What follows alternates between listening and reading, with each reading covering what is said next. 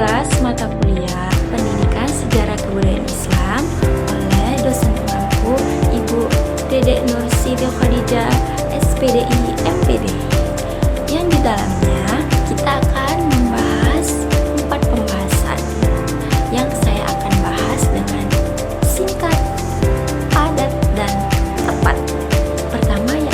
Pembahasan pertama yaitu kondisi Arab pra-Islam, masa kenabian, dakwah secara sembunyi-sembunyi, dan dakwah secara terang-terangan.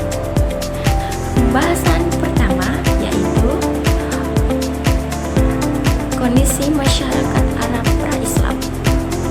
Pada saat itu, kondisi masyarakat Arab pra-Islam mayoritasnya yaitu menyembah berhala, banyaknya ketidakadilan sosial seperti perbudakan, penindasan, dan kesenjangan sosial.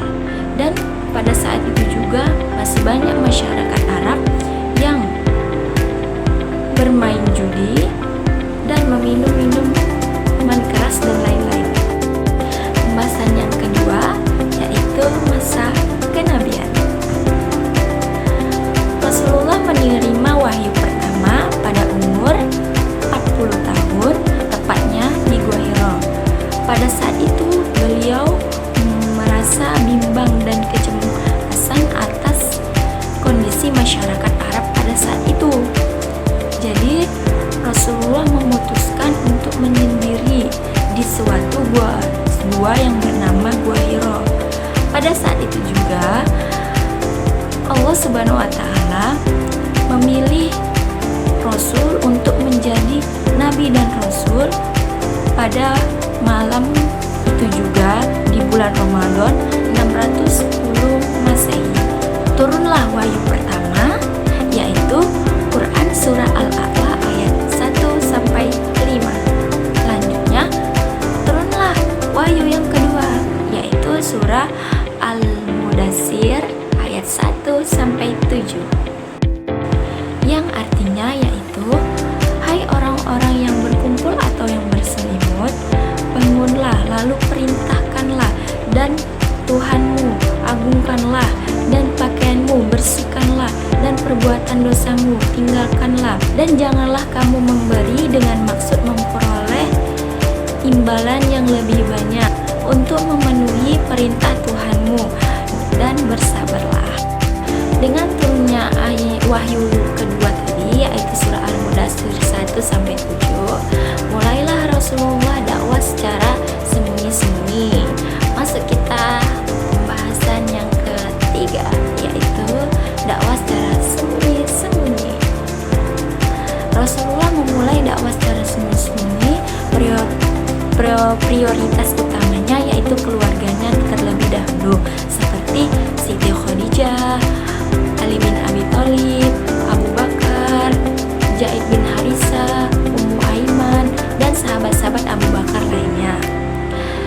Dimana pada saat itu titik kumpul untuk yang menjadi sebagai tempat pertemuan rutin orang yang sudah masuk Islam yaitu rumah si Arkam.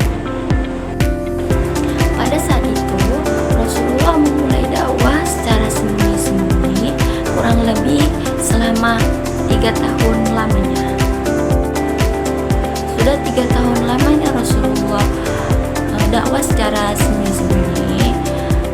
Wahyu ketiga yaitu surah Al-Hijr ayat 94, yang artinya, maka sampaikanlah olehmu secara terang-terangan segala apa yang diperintahkan kepadamu, dan berpalinglah dari orang-orang musyrik. Nah, dari situ Rasulullah tidak lagi berdakwah secara sembunyi-sembunyi, melainkan berdakwah secara terang-terangan. Masih kita pembahasan yang keempat yaitu dakwah secara terang-terangan. Nabi Muhammad SAW dakwah secara terang-terangan ini didukung oleh pamannya yaitu Abu Thalib. Nabi Muhammad SAW mendapatkan perlindungan dari pamannya yaitu Abu Thalib, meskipun kaum Quraisy banyak menentangnya. Rasulullah SAW mulai dakwah secara terbuka, yaitu mengumpulkan kerabat dekatnya untuk menyeru mereka kepada ketawitan. Dan pada saat Rasulullah berada di Bukit Safa, Rasulullah menyuruh masyarakat Arab berkumpul untuk masuk ke dalam Islam. Mendapat penolakan yang sangat keras, terutama oleh Abu Lahab.